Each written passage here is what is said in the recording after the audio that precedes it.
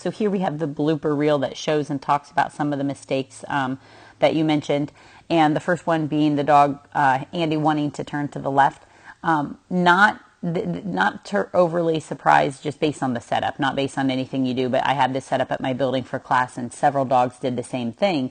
And it all has to breaking down the difference between what you're going to do for a rear cross and what you're going to do for a curl. So in addition to having a separate verbal, if I was going to rear cross, I would use my left arm. If I'm going to curl, I'm going to use that right arm. And then as we talked about on the first video, really watching the motion. So as you release, you're running up here. You're showing all the motion in this direction, which would be the same motion that is consistent with the rear cross. And you've got to stop and show the deceleration, which cues the curl towards you prior to commitment. That's just not happening. All right. If we watch your feet, there's no point at which I can pause where your feet aren't moving. Even when you plant here with your right, you step in with your left.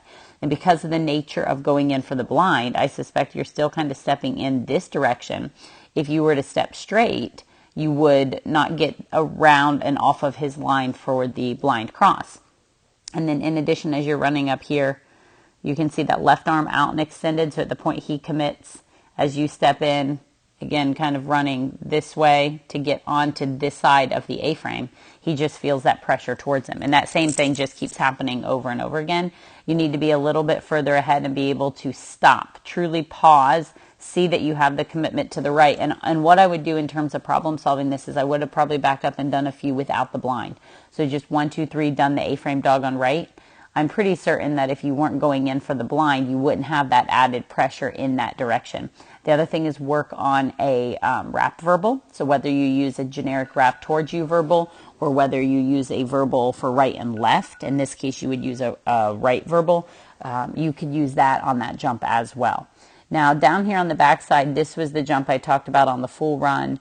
In this case, it was the bar, not that he landed on a slice, but I think they're both, kind of tied in together because even here when he hit the bar, you can see he's slicing in behind you.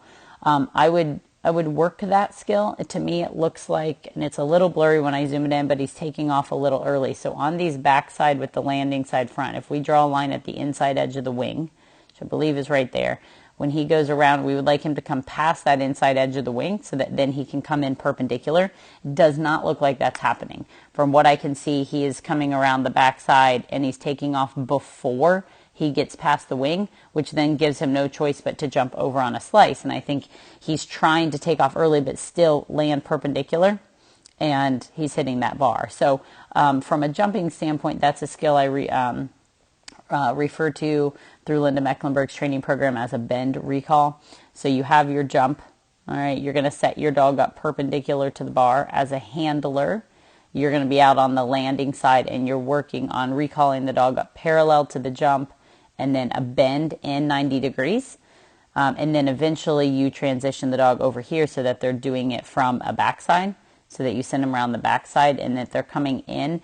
And the big point of this is really the handler holding their ground here so that the dog can't come in on a slice. So really training the dog that they must come in past that wing before they jump. If they take off before they get to the wing, when they jump, they're going to have no choice but to jump in a slice into you. So doing some work where you hold your ground and then hoping that you use that as a series of deposits so that then when you do need to leave and get out of there, the dog is still respectful of the jumping.